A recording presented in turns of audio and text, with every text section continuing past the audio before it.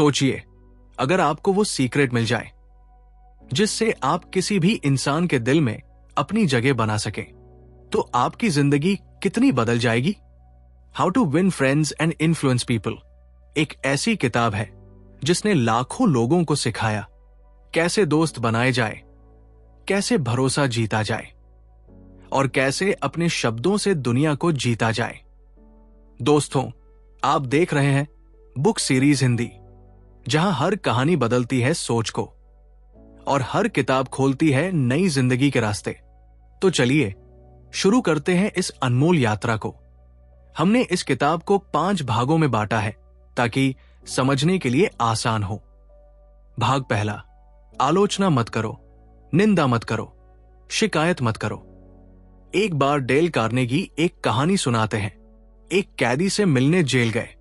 कैदी ने बड़ी सहजता से कहा, मैंने कुछ गलत नहीं किया, दुनिया ने मेरे साथ अन्याय किया। यह जानकर डेल ने समझा, हर व्यक्ति अपनी गलतियों को सही ठहराता है। अगर हम उसकी आलोचना करते हैं तो वो बचाव में चला जाता है।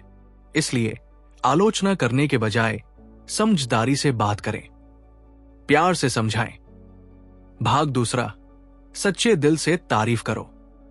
उदाहरण पहला, क्या आपने कभी देखा है जब किसी छोटे बच्चे को उसकी पेंटिंग पर शाबाशी दी जाती है तो उसकी आंखें चमक उठती हैं? इसी तरह हर इंसान, चाहे वो सीईओ हो या एक साधारण मजदूर, अपने प्रयास की सच्ची सराहना चाहता है। डेल ने कहा, सस्ती चापलूसी और सच्ची प्रशंसा में फर्क है। एक दिल से आती है, दूसरी मतलब से। तो दिल से तारीफ करो, क्योंकि जब आप दिल से किसी को सराहते हैं तो आप उसके आत्मविश्वास के पंख खोलते हैं। उदाहरण दूसरा, कल्पना कीजिए, एक ऑफिस में बॉस अपने जूनियर से कहता है, तुमने जो प्रोजेक्ट तैयार किया है वो शानदार है, तुम्हारी मेहनत साफ दिख रही है। बस इतनी ईमानदार तारीफ से उस कर्मचारी की पूरी ऊर्जा दोगुनी हो जाती है। याद रखिए, लोग भूखे हैं, तारीफ के भूखे, लेकिन याद रहे तारीफ झूठी नहीं होनी चाहिए, वो सच्ची और दिल से होनी चाहिए। भाग तीसरा, दूसरों में दिलचस्पी दिखाओ। डेल ने एक कहानी सुनाई थी।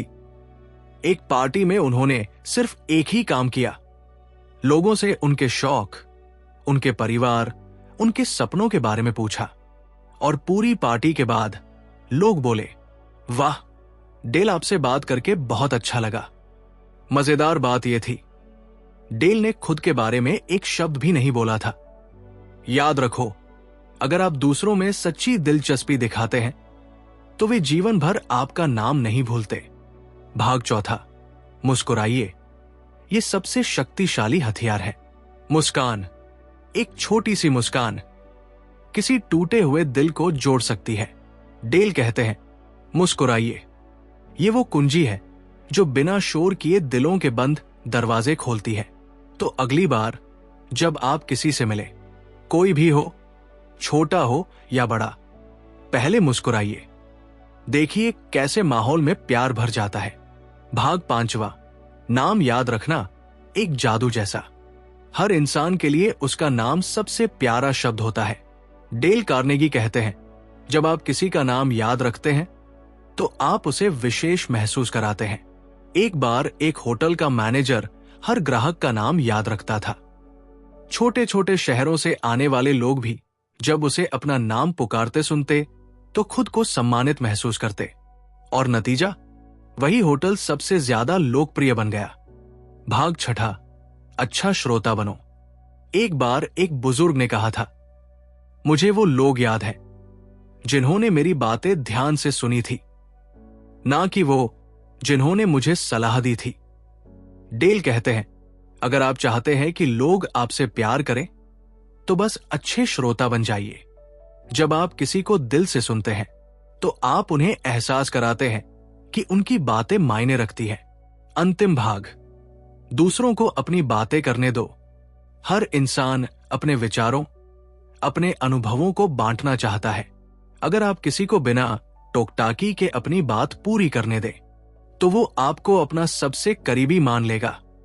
याद रखिए, दिलों को जीतने के लिए आपको भाषण देने की नहीं, सुनने की जरूरत है। तो दोस्तों, अगर आप चाहते हैं कि लोग आपको चाहें, आपके साथ जुड़े, तो बस याद रखें, आलोचना नहीं, सराहना करें, सच्ची दिलचस्पी दिखाएं, मुस्कुराना न भूलें, नामों को याद रखें, ध्यान से सुने और सबसे बढ़कर दिल से जुड़े, क्योंकि सबसे बड़ी जीत है दिल जीतना। और डेल कार्नेगी की ये कला आज से आपकी भी हो सकती है। अगर आपको ये दिल छू लेने वाली कहानी पसंद आई हो तो बुक सीरीज हिंदी को सब्सक्राइब करें। हर दिन सीखिए कुछ ऐसा जो आपको और आपकी दुनिया को खूबसूरत बनाए। मिलते हैं अगली बुक समरी में।